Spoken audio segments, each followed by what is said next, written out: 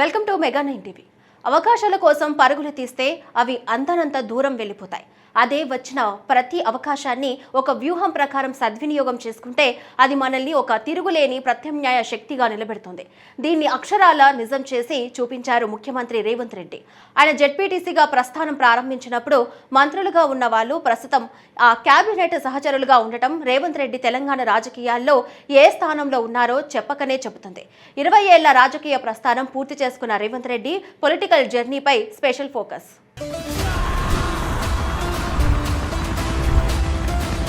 మాటల్లో కరుకుదనం, పనితీరులో చురుకుదనం, రాజకీయాలతో సంబంధం లేకుండా ఆయన వేసిన అడుగులు రాజకీయ నేతగా తీర్చిదిద్దాయి. రాజకీయ పార్టీలు కోరుకున్న నాయకుడయ్యారు. వ్యక్తిగత పనితీరుతో పొలిటికల్ ఫైర్ బ్రాండ్గా మారారు. ఎన్నో ఒడిదుడుకులు ఎదుర్కొన్నారు. దశాబ్దాలుగా రాజకీయాల్లో ఉన్నవారికి సాధ్యం కాని రికార్డులన్నీ ఆయన సొంతం చేసుకున్నారు.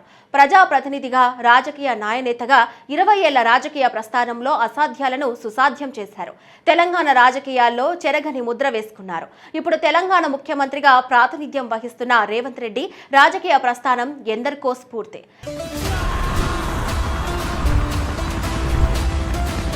చదువుకునే రోజుల్లో రాజకీయాల పట్ల అవగాహన పెంచుకున్న పాలమూరు కుర్రోడు. తలపండిన ఉద్దండులున్న తెలంగాణలో చిరుప్రాయంలోనే ముఖ్యమంత్రి పీఠాన్ని సొంతం చేసుకున్నాడు.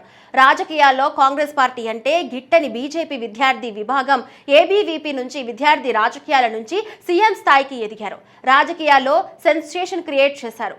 తాత్కాలిక ప్రయోజనాల కోసం పాకులాడటం వేరు, దీర్ఘకాలిక ప్రయోజనాల కోసం ప్రణాళిక ఉంటే అనుకున్నది సాధించగలమని నిరూపించారు తెలంగాణ ముఖ్యమంత్రి రేవంత్ రెడ్డి. ఉమ్మడి మహబూబ్ నగర్ జిల్లా కొండారెడ్డిపల్లికి చెందిన యనముల రేవంత్ రెడ్డి 1969 నవంబర్ 8వ తేదీన జన్మించారు. అమ్మ రామచంద్రమ్మ, నాన్న నరసింహారెడ్డి. సాధారణ రైతు కుటుంబంలో పుట్టిన రేవంత్ రెడ్డి చదువుకునే రోజుల్లోనే తల్లిదండ్రులు పడే కష్టాన్ని స్వయంగా చూశారు. స్వతహాగా ఎదగాలి, పొరుగు వారిపై ఆధారపడకూడదనే భావనతో పెరిగారు. డిగ్రీ చదువుకునే రోజుల్లో భారతీయ జనతా పార్టీకి అనుబంధ విద్యార్థి సంఘం, అఖిల భారత విద్యార్థి పరిషత్లో పనిచేశారు.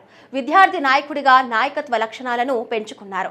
ఆర్ఎస్ఎస్ కు చెందిన జాగృతి అనే వారపత్రికలో పనిచేశారు. ఆ క్రమంలో సంఘ్ పరివార్తో రేవంత్ కు మంచి అనుబంధం ఉంది. డిగ్రీ పూర్తయ్యాక ఉద్యోగ అవకాశాల కోసం ఎదురు చూడకుండా స్వయం శక్తితో ఎదిగేందుకు ప్రయత్నించారు. చిన్న వయసులోనే రాజకీయాల్లోకి వచ్చారు. స్థానిక సంస్థల ఎన్నికల్లో పోటీ పడే అవకాశం వచ్చింది. రాజకీయ పార్టీలు ఆఫర్ ఇచ్చినా ఖచ్చితంగా గెలుస్తామనే విశ్వాసంతో స్వతంత్ర అభ్యర్థిగా బరిలోకి దిగారు. తదనంతరం అప్పటికి టీఆర్ఎస్ పార్టీలో చేరి కార్యకర్తగా పనిచేశారు. బీఆర్ఎస్ పార్టీలో రేవంత్ గులాబీ కార్యకర్తగా చురుగ్గా పాల్గొన్నారు. ఆ పార్టీ సీనియర్ నాయకుడు, ప్రస్తుత మాజీ మంత్రి హరీష్ రావు వెంట రేవంత్ రెడ్డి తిరిగారు. స్వతంత్ర అభ్యర్థిగా 2006లో జెడ్పీటీసీగా పోటీ చేసిన రేవంత్ రెడ్డి అప్పటి టీఆర్ఎస్ పార్టీ మద్దతుతో గెలిచారు. ఆ తర్వాత జరిగిన శాసనమండలి ఎన్నికల్లో స్థానిక సంస్థల కోటాలో ఇండిపెండెంట్ క్యాండిడేట్ గా పోటీ చేసి విజయం సాధించారు. రాజకీయాలకు అతీతంగా ప్రజా ఆదరణ లభించడంతో మిత్రుల సూచనలు, సలహాలతో అప్పటి రాజకీయ పరిస్థితులను బేరీజు వేసుకున్న రేవంత్ రెడ్డి తెలుగుదేశం పార్టీలో చేరారు. తెలుగుదేశం పార్టీలో యువ నేతగా, క్రియాశీలక నేతగా ఎదిగారు. 2009 ఎన్నికల్లో కొడంగల్ నియోజకవర్గం నుంచి పోటీ చేసి ఎన్డీఏ ఉమ్మడి అభ్యర్థిగా టీడీపీ టికెట్పై విజయం సాధించారు. ప్రతిపక్ష పార్టీ ఎమ్మెల్యేగా అసెంబ్లీలో తన గళాన్ని వినిపించారు. ప్రజా సమస్యలను ప్రస్తావిస్తూ తక్కువ సమయంలోనే తనదైన మార్కు చూపించారు. అప్పటి ముఖ్యమంత్రి వైఎస్ రాజశేఖర రెడ్డి నుంచి కాంగ్రెస్ పార్టీలోకి ఆహ్వానం వచ్చిన చంద్రబాబుతోనే ఉండిపోయారు. తెలంగాణ ఉద్యమంలోనూ రేవంత్ రెడ్డి అంత దూకుడు ప్రదర్శించలేదనేది ఆయన ప్రత్యర్థుల చెప్పేమాట. కానీ రేవంత్ తెలంగాణ ఉద్యమాల్లో పాల్గొన్న సందర్భాలు తక్కువేనే చెప్పాలి. కానీ తెలంగాణపై తన వాణిని వినిపించడంలో ముందుండేవారు. తెలంగాణ ఏర్పడిన తర్వాత జరిగిన ఎన్నికల్లోనూ రేవంత్ రెడ్డి కొడంగల్ నుంచి ఎమ్మెల్యేగా ఎన్నికయ్యారు.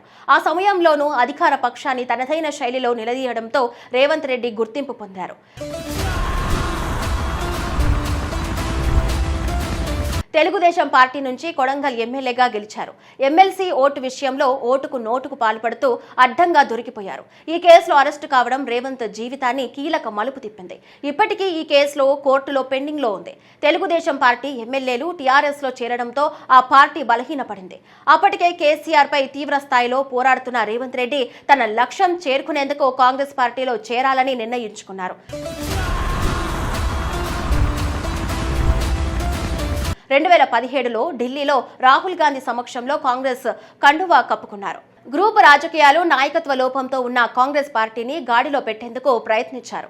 కాంగ్రెస్ పార్టీలో తన ప్రవేశాన్ని వ్యతిరేకించిన నాయకుల వద్దకెళ్లారు. పార్టీని ప్రజల్లో నిలబెట్టేందుకు కలిసి రావాలని కోరారు. తెలంగాణ ఇచ్చిన పార్టీని ఎందుకు ఆదరించరనే భావనను రేవంత్ రెడ్డి ప్రజల్లోకి తీసుకెళ్లారు. టీఆర్ఎస్ పార్టీ రాజకీయాల్లో తిరుగులేని శక్తిగా ఎదుగుతూ ఉంటే కనుమరుగైన కాంగ్రెస్ పార్టీని అధికారంలోకి తీసుకురావాలనే సంకల్పంతో రేవంత్ రెడ్డి నాయకులను ఏకీకృతం చేశారు.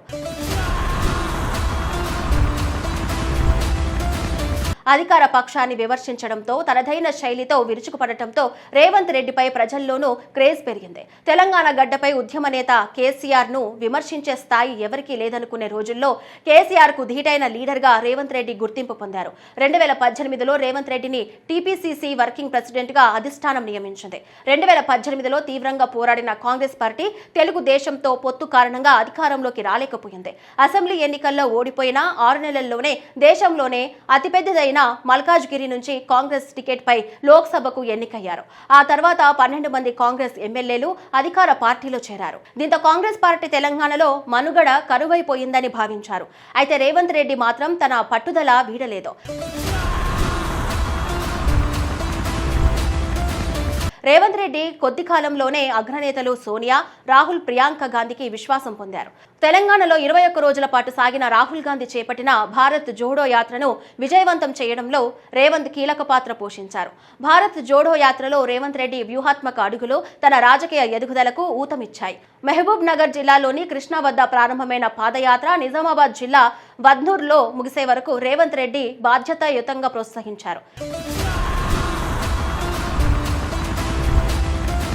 2018లో సరూర్ నగర్ స్టేడియం జరిగిన కాంగ్రెస్ సభలో రేవంత్ రెడ్డిను చూసి కార్యకర్తల జోష్, రేవంత్ రెడ్డి మాట్లాడే తీరు కాంగ్రెస్ అధినేత రాహుల్ గాంధీని ఆకర్షించింది. వైఎస్ రాజశేఖర్ రెడ్డి తర్వాత రేవంత్ రెడ్డిలో మాస్ లీడర్ ఉన్నారన్న విషయాన్ని గుర్తించిన రాహుల్ గాంధీ ప్రాధాన్యత ఇస్తూ వచ్చారు.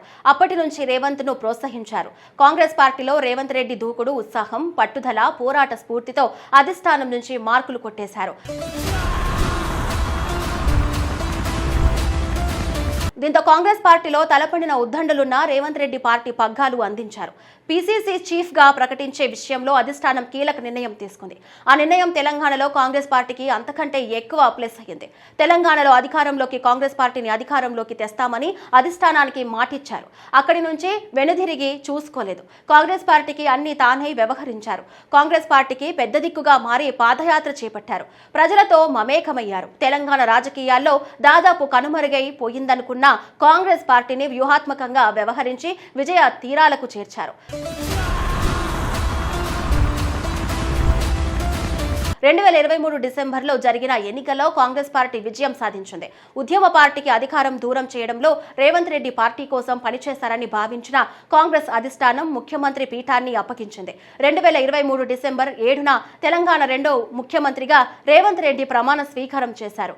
ప్రమాణ స్వీకారం చేసిన నవంబర్ 9న సోనియా గాంధీ పుట్టినరోజు నుంచి మహిళలకు ఉచిత బస్సు ప్రయాణం పథకాన్ని అమల్లోకి తెచ్చారు. ప్రతిపక్షంలో ఉన్నప్పుడు ప్రజలకు ఇచ్చిన హామీలను కొన్నింటిని అమలు చేస్తూ ప్రజాపాలన అందిస్తున్నారు. పెళ్లైతే మహిళలకు ఇస్తానన్న తులం బంగారం ప్రతి మహిళకు 2500 రూపాయలు ఇప్పటికీ అమలుకు నోచుకోలేదు. ఇచ్చిన హామీల్లో చాలా వాటికి తూట్లు పొడిచారని ప్రతిపక్షాలతో పాటు ప్రజలు క్షేత్రస్థాయిలో రేవంత్ ను దూషిస్తున్న సందర్భాలున్నాయి. ఉన్నంతలో ఆర్థిక ఇబ్బందులను ఎదుర్కొంటూ ఎన్నికల హామీలను, ప్రజా సంక్షేమ పథకాలను ప్రజలకు చేరువ చేయడంలో చురుగ్గా వ్యవహరిస్తున్నారు.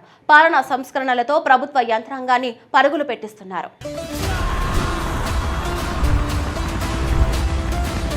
రాజకీయంగా వేర్వేరు పార్టీలు అయినప్పటికీ కేంద్ర ప్రభుత్వంతో తెలంగాణ ముఖ్యమంత్రిగా రేవంత్ రెడ్డి సన్నిహిత సంబంధాలను కొనసాగిస్తున్నారు. కేంద్ర ప్రభుత్వం నుంచి నిధుల సాధనలో వ్యూహాత్మకంగా అడుగులు వేస్తున్నారు. ఎన్నికల హామీల్లో ఉద్యోగాల కల్పనకు పెద్దపీట వేశారు. ఆరోగ్య శాఖ, పంచాయతీరాజ్, టీచర్ల నియామకాలతో పాటు గ్రూప్ 1, 2 ఉద్యోగ నియామకాలను చేపట్టారు. అధికారంలోకి వచ్చిన వెంటనే కొత్త రేషన్ కార్డుల పంపిణీ, మహాలక్ష్మి పథకం కింద 200 యూనిట్ల పథకం, రేషన్ షాపుల ద్వారా సన్నబియ్యం పంపిణీ, రైతులకు పెట్టుబడి సాయంగా రైతు భరోసా పంపిణీకి చర్యలు చేపట్టారు. ఆర్థిక ఇబ్బందులున్న తెలంగాణలో అభివృద్ధి పనులు, సంక్షేమ పథకాల అమలులో రేవంత్ రెడ్డి తనదైన శైలిలో వ్యవహరిస్తున్నారు.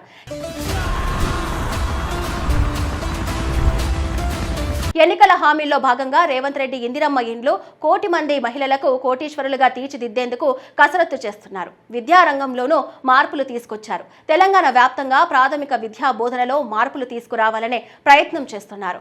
ప్రతి నియోజకవర్గంలోనూ యంగ్ ఇండియా ఇంటిగ్రేటెడ్ రెసిడెన్షియల్ స్కూళ్లను అందుబాటులోకి తీసుకురాబోతున్నారు. హైదరాబాద్ కు సమీపంలో ఆధునిక హంగులతో ఫ్యూచర్ సిటీ నిర్మాణానికి శ్రీకారం చుట్టారు. తెలంగాణలో భూ సమస్యలు పరిష్కారానికి భూ భారతి పోర్టల్ తెచ్చారు. గ్రామ పాలనా వ్యవస్థలో సరికొత్త రెవెన్యూ వ్యవస్థను తీసుకొచ్చారు.